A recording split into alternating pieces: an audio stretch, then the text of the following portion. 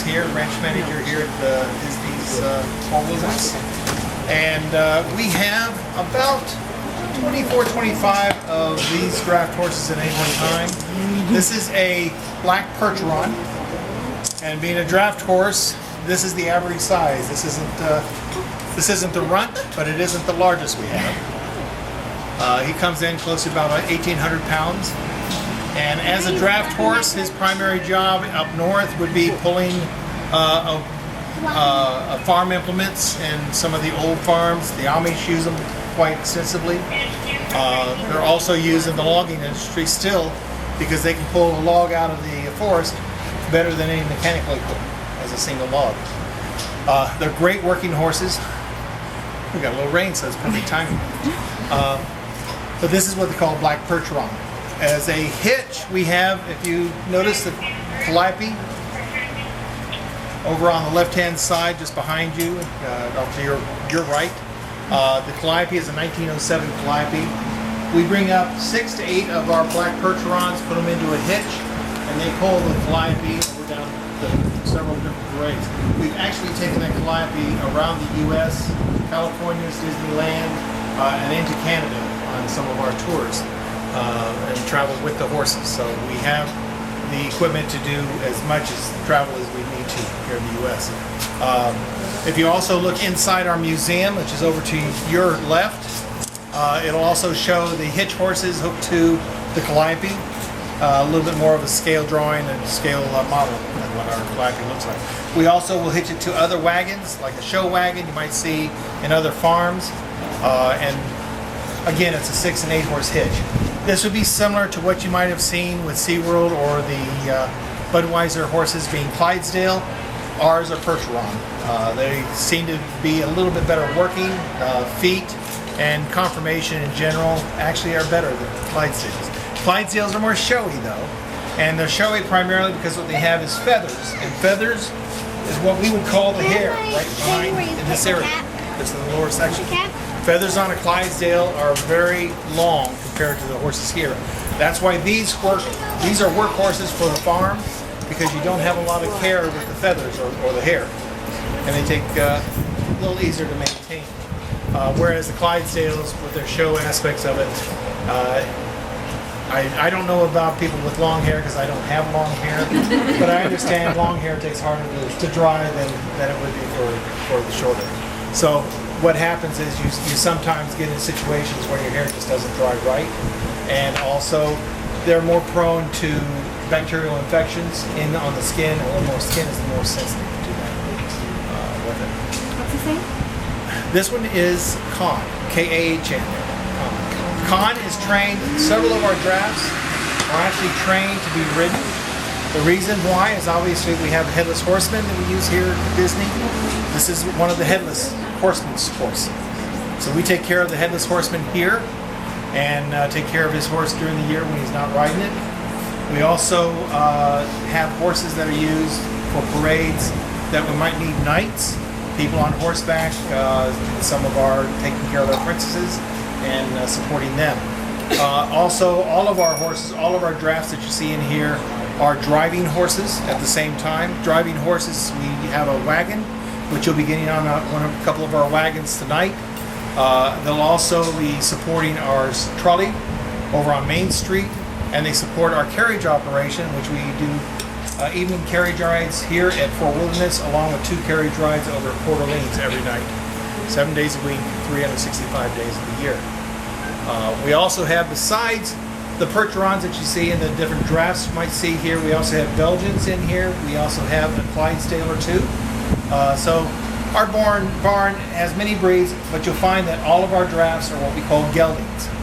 These are basically a gelded animal. So geldings work better, obviously, for as a barn, as a keeper, as a whole. And then also we have, besides the draft horses, we have about another 24, 25 small ponies. Some of those ponies are all white. Those will be the ones that we use for our Cinderella coach. So we take care of all the Cinderella's ponies here too.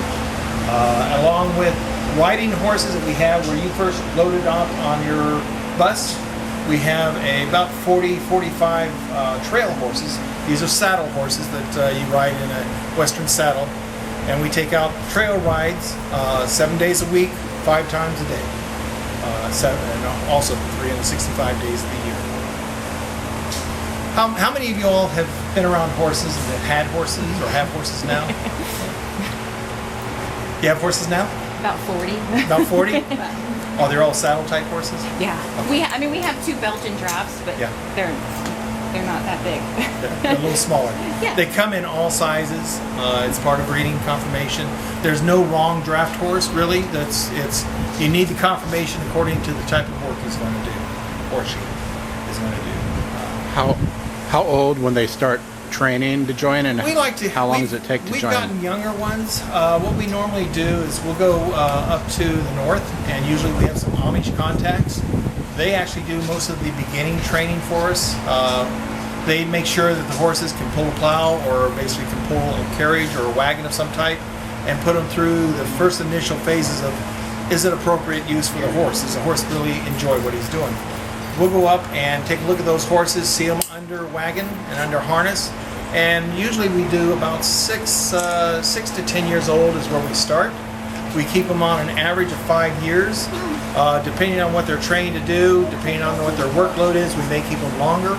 And then what we have is a retirement plan that we actually retire all these horses. So we highly respect the work they do, and just like when we basically have done our job here, we retire. So these horses go to a good home.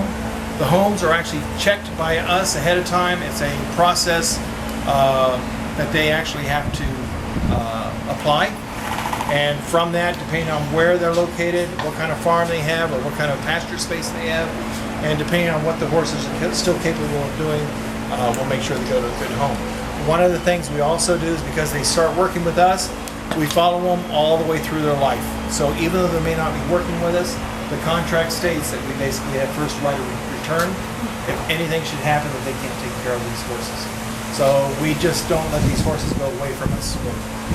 Once they work for us, they basically are followed and tracked all the way through their life. Any other questions about draft horses? Yeah. How many full-time and part-time cast members do you have working here at the ranch? We have most of the time right around 38 to 40. And they're both full-time and part-time. We find that this place is not a high turnover. It's nothing to find some cast members with 15, 20 years here. And the more experienced, the better they are too. So we have a real good cast and a very solid cast. And they go through a process. For those people that have friends and family that want to go into horseback riding and want to go into carriage driving here, you just can't get that way as you come in. You have to go through a process of learning how to, as they call it, muck out a stall. So the first couple of years is really just taking care of these horses. But that's really a very positive thing, because if you've ever worked around horses and mucked out their stalls, what better way to see how a horse is doing than to be right in there with the horse and knowing how he's basically behaving in his stall. So we can catch a lot of things, and so the cast members learn a lot about animal husbandry just by taking care of these animals on a daily basis. And then once they know how to take care of the animals, then they progress from there. First, how do you spell draft horse? D-R-A-F-T. Shocking. Well, I didn't know because I was... You want me to spell horse? I don't need to spell horse. Okay. Just in case they wanted to know. Yeah, it's draft horse. It's draft. Not like draft beer. Well, it's same word, different meaning. Yes, Yeah. different meaning. Mostly what you'll see here in the U.S. are 5 different breeds of drafts. You'll find, essentially, this is a Percheron, Clydesdale, we all know Clydesdales. Suffolks is another. But there are, basically, you'll find that Belgian, these Percherons and Clydesdales are the most popular, primarily, and you'll find the most numbers are here. These guys have a lot of history. As we know, World War I basically was handled, and all the transportation was handled by horses. These are the type of guys that took care of that. Looking at the War Horse, the movie, these were prominent as working horses. They will give their all. They're not real fast. You won't see any on a raceway, but they are great animals to just work all day long and do very well. As far as the care and take, health and care of these animals. It's basically no different than a saddle horse. Saddle horses eat a little less, but essentially these are just bigger versions of it. Over here in Florida, you won't find as many draft horses. They take a little different care when it comes to the heat than a saddle horse, and so these are somewhat rare in the Central Florida area. You just don't see them like you would a saddle horse. What do they eat? They eat primarily a hay of some type. Depending on the horse and depending on its digestive tract, we'll usually use more of a coastal hay as just a filler hay. It's always nice to have these. These are grazing animals. These are also what they call flight animals too. They're always looking. Everybody is a predator. Anything with the forward eyes, as us, are considered predators in horses. There's some really interesting things. How many people have had horses or been around horses? Okay. Well, if you've been around enough horses, like 40 right here, you'll see some of the actions that take place in a herd of horses is no different in a domestic horse than a wild horse that you might see on the open plains. Basically, they're always looking out for protection. They always want to feel safe. So when they're looking at by themselves, that they don't feel as secure. But when they're looking by a pair of horses or more than just a few horses, and you see them out in the pasture, these horses will usually position themselves so they've got all directions pretty well covered, and they're always watching out for the other horses. So it's nothing to see a horse in one direction over another direction over another direction. Very rarely do you see the whole herd in one direction. And this is so they can protect themselves and warn each other. Their first flight mechanism is kicking. Usually before they would run, if they feel that they're in danger in some case, they'll probably go ahead and go to the bathroom, basically, and then take off, just so that they feel lighter, literally, so they can take off. In a draft horse, taking off is very relative. It may be a half a block before they turn around. In a saddle horse or a racing type horse, it may be a half a mile because they have the speed associated with it. But these are flight animals, and their protection is primarily with the kick. So it's always safe. Notice I've got it headshot only. These animals are also capable of biting, but not by a nature of trying to defend themselves. What we find here, and something to think about when you're around horses, is they're very curious animals. They have a very good, keen sense of smell. But yet, with the way their eyes are associated, they have a section like right in the front of their nose that they really can't see.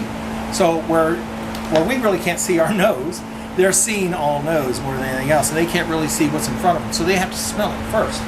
What we do here to make sure that that's down to a minimum, we never give them any food by hand. So those treats you may have given, for those that have had horses, if you give the sugar treats or you give any type of a treat, a carrot or something, usually you give it by hand, and the horse starts accepting it. Once you've done that, the animal basically thinks that he's going to get a treat anytime that hand's positioned. But you notice he hasn't done anything around me. And so this is how we also help protect the guests, because the guests are always curious. And if you ever have a 2, 3, 4-year-old, they're very sweet smelling fingers, and the finger's about the size of a small carrot. So if there's a problem, it's usually because somebody has actually put their hands into the horse.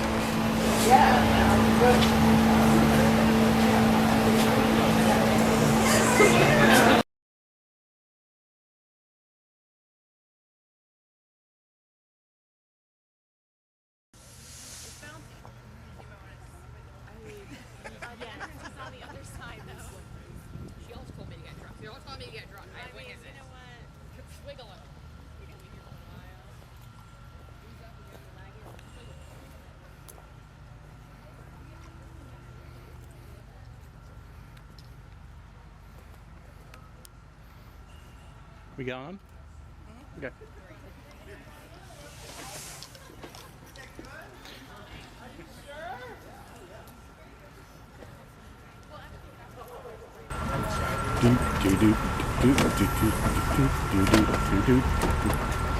We need some Spin and Marty music.